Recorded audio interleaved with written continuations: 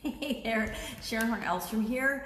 How to laugh out of the other side of your mouth to supersize and grow your business. How the heck do you do that?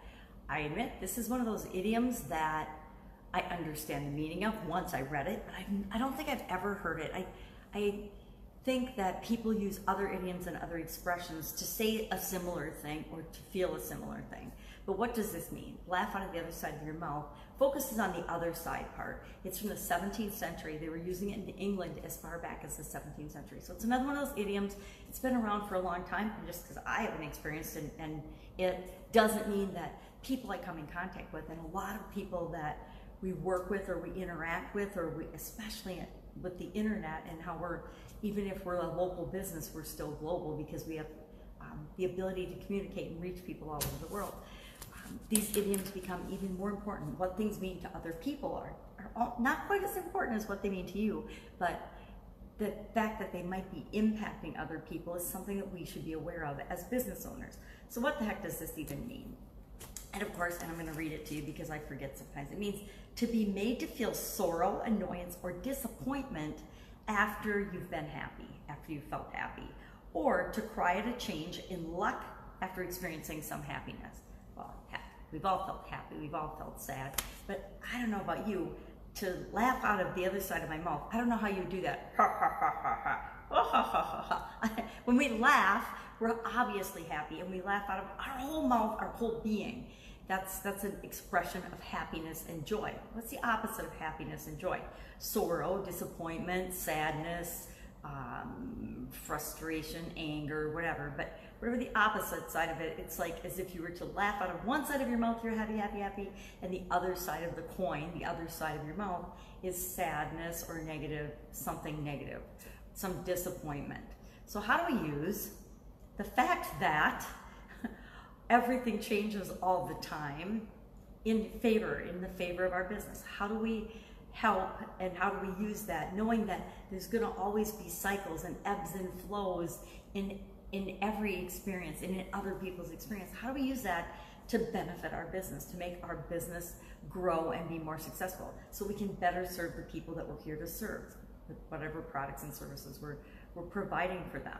Well, number one, we need to remember that change is inevitable. There's nothing we're going to do about it, right? Change is going to happen all the time. So what we can do is be prepared. We can make sure that we have ideas of how we're going to respond to different types of changes. Anywhere I've ever worked, big business, small business, we've always had some sort of contingency plans. Now, I got to admit, most of us in any business or any industry, we have contingency plans, but they never had a pandemic that would shut down our entire country. They've never had, we had some types of things for violence and disturbances and destruction and vandalism, but most of us have never had anything like riot plans. You know what? They're not protests if they're violent. Once you cross that line of violence, it's not a protest anymore, it's a riot. I don't care what the media wants to call it or pretend isn't going on. You know, I'm not a news watcher, but 60 days of rioting and violence in any city in the United States needs to be shut down. So we want to realize that sometimes there's awesome, happy, good things happening in each of our lives, and other times we're just living our lives and we're doing what it is that we're doing, and we're going in the direction that each of us want to go. And so how do we come into that for the people that we're here to serve? How do we interrupt their pattern in their life?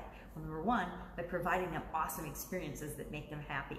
We want everyone that comes in contact with us in our business to actually be delighted and excited, relieved, or whatever other feeling it is we want them to have. We want to make sure that that's a positive feeling, right? People should never interact with our businesses and go away feeling bad or negative or cheated in any way. We do that by giving incredible value, by continually improving and finding ways, and always asking ourselves, how can we increase the value to the people we serve of our products and services? How can we provide more value? How can we serve better, faster, easier, more efficiently, more effectively, and not on our end?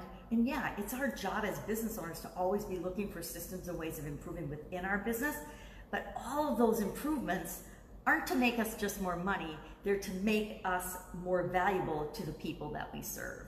And if we add a little bit more humanness and we think about the people that we're serving and we really care about the people that we're serving, that becomes an automatic thing. So we don't have so many highs and so many lows in our business. We have more highs. The other thing is we want to look at our business and the choices and the decisions that we're making from a more long-term versus short-term perspective. When you're in a publicly traded company, there's all kinds of pressure, or a government agency, to make the numbers look good, to make things look good so the outside world can judge us as, oh, we're doing this terrific job. Guess what? All of that is short-term ego thinking. And if we're stuck in short-term ego thinking cycles, guess what?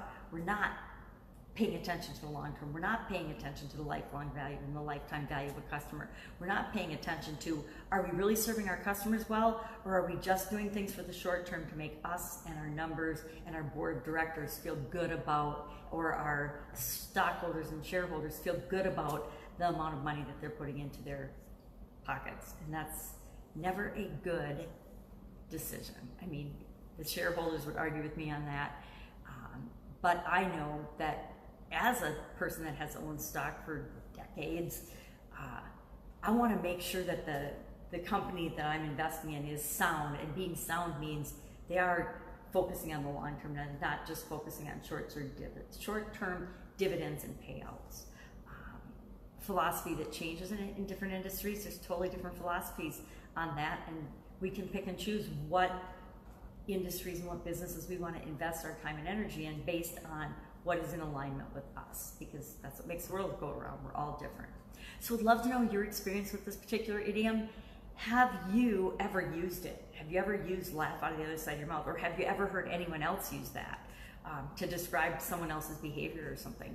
And I think what came to mind for me was, what if you're a lottery winner? And as business owners, we know business success and business highs and lows come and go. And if we focus on the lows, we're going to get more of them. But if we focus on continually improving and on the highs and the successes that we have, we can build on them as well.